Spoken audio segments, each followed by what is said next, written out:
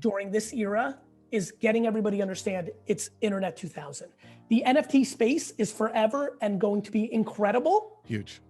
The next 24 months has the potential to be uncomfortably volatile, with a very high likelihood of a substantial bubble burst from a project level, leaving 92 to 97% of things worth a lot less than you paid for it, but leaving 3 to 8% of being probably down a little or down some, with 17 years from now, it being through the fucking roof. And that to me is the sum up of what's gonna happen in the short term. I have a 20-year view. In a year marked by meme stock short squeezes on Wall Street and numerous highs and lows for Bitcoin, the emergence of NFTs as a prominent player in the financial world is remarkable.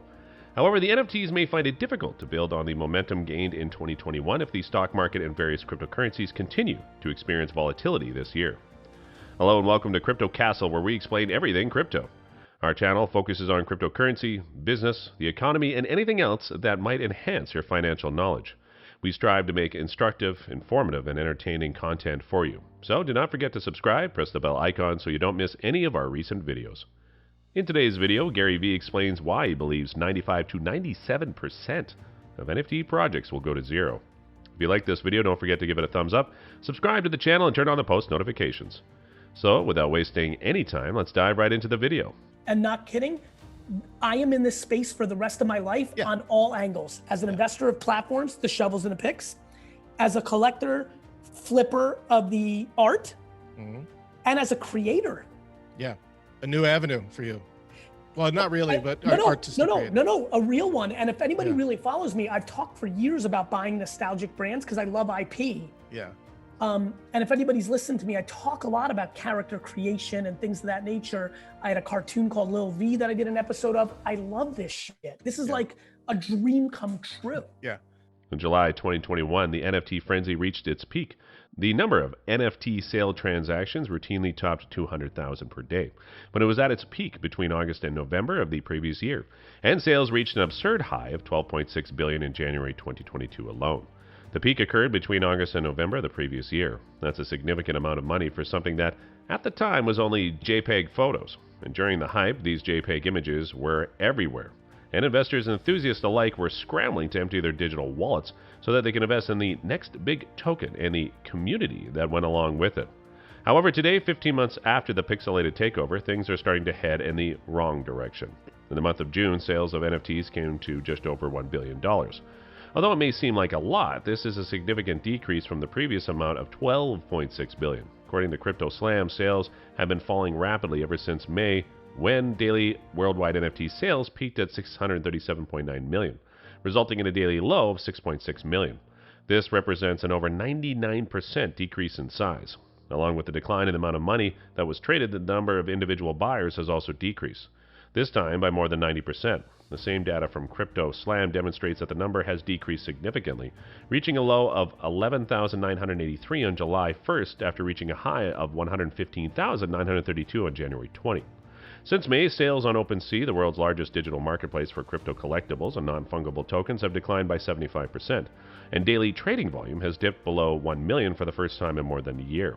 This is the first time this has happened in over a year. And to put that number in perspective, at its highest point in early May 2021, the market generated revenues totaling more than $405 million. The JPEG NFT Index, which tracks a number of blue-chip NFT projects, providing investors with the opportunity to get a broad exposure to blue-chip and premier NFT collections through the use of a single liquid token, is likewise significantly lower than it has in May 2022 when it reached its peak. Yeah, and I see similarities. The way I've been explaining to people is like, look, that's the most important part of NFTs for me is, does the human being or the human beings behind a project understand how to actually build a community? This is why I feel so confident in it, Eric, right? I have spent 15 years building an actual community and have been very thoughtful to not monetize it in a very inefficient, silly, short-term way. Same thing's gonna happen with me and with NFTs. I will launch my own project. And that project will live with me for the rest of my fucking life. Not, here's a fucking photo of me, buy it, and I'm going to sleep. Right. All of the metadata will be the project, not the actual imagery or the short-term transactional nature. We'll go into that a little bit later. Let me give you the prediction. So macro view is, holy shit, this feels like 95 and 2005. 95 for me was oh my God, this internet, World Wide Web, information superhighway. This is forever. I'm gonna put my liquor store on it. It's gonna change my life. That happened. 2005 for me was, you know, this MySpace Friendster thing, the Facebook, you know, oh my God, February 2006, this YouTube thing. Wait a minute, this feels a lot cooler than message boards and comments in a blog. Hey, this is forever. This is humans communicating on top of the internet like we do in real life. It wasn't even social media at the time. I called it Web 2.0. These Web 2.0 sites, they're gonna change the world. Well, here we are 15 years later, and we're still in the dawn of social networks, not even, you know what I mean? Like, yes. Facebook had a long run, Inc., you know, TikTok is a new club, like, so, oh, right. We will communicate over the internet, right? Even the most visible projects haven't been able to sidestep the challenges. After a period of 10 months, the floor price for a Bored Ape Monkey JPEG dropped below 100,000 for the first time. Reading the data for the previous 30 days is excruciating. Volume is down 30%, market cap is down 30%, and the average price is down more than 40%. If the value of NFTs is going to remain stable, there needs to be a steady flow of new customers who are willing to part with the enormous amount of money required. These buyers must then look for the next enthusiastic buyer. To summarize, the token technology is currently going through the most difficult time since it first appeared on the scene. This recent drop is notable for the fact that there is very little going on in the space that's doing anything to move the needle in either direction. Recent events such as the NFT.NYC conference and ApeFest may have generated a buzz among the enthusiastic champions and investors, but these events have not led to a renaissance in investor interest for the cryptocurrency space. Even the recent acquisition of Known Origin by eBay and the purchase of Genie by Uniswap Labs, moves that would typically indicate solid performance as prospects in the market, failed to bring any real media exposure or lead to a revival in the market for cryptocurrencies. There are a few important contributors to consider. The general public's perspective is shifting as a direct result of the seemingly never-ending stream of negative news on the outcomes of betting on NFTs. In the world of non-fungible tokens, scams are frequently referred to as rug pulls. Web3, a project that monitors scams and seeks to demonstrate that NFTs are an enormous grift that's pouring lighter fluid on our already smoldering planet, posts almost daily stories of new scams. Web3 is doing very well. Since February this year, the entire amount, which takes into account everything else related to Web3, has been $10 billion. That's a significant amount of money that has been taken, and it's eroding people's faith in the technology. Other stories, such as Jack Dorsey's original tweet going up for sale for $2.9 million, only to be withdrawn because the highest bid was less than 99% of the asking price, have left NFTs was a pixelated image problem. The problem can be illustrated by the fact that the highest bid was less than $2.9 million. General people is becoming increasingly cynical as they come to the realization that, in most instances, they do not receive anything in return for the money that they spend.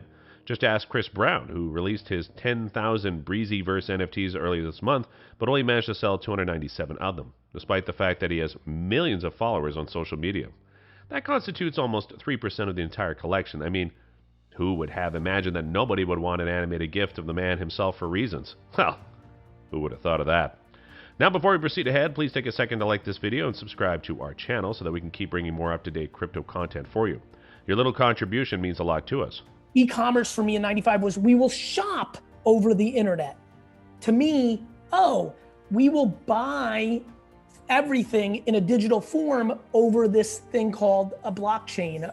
You know, so to me, this is a forever. Now, the more interesting part. In both 95 and 2005, I saw every project that I could, because I'm that guy, and 97% of them failed. And that was hard. It was hard to raise capital and start a meaningful business on top of these platforms. NFTs are easy.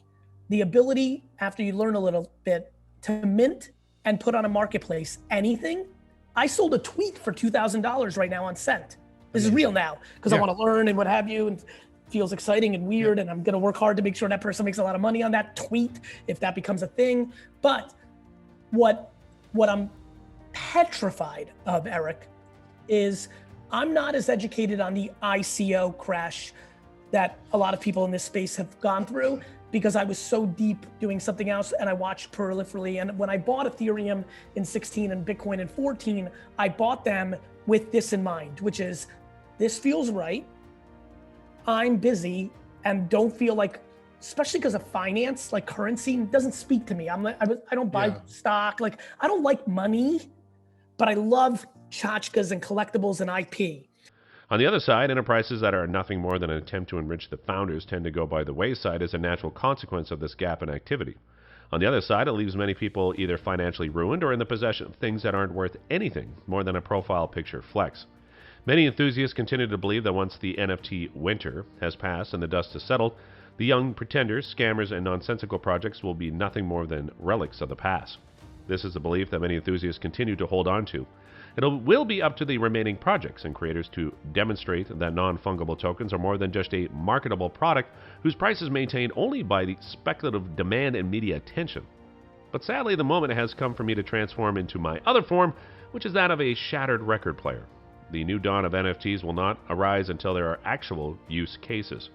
For actual acceptance and widespread adoption, these uses need to be one that the general public understands, not just those who are interested in the nitty-gritty details and complexities of the technology, and can imagine incorporating this into their day-to-day lives.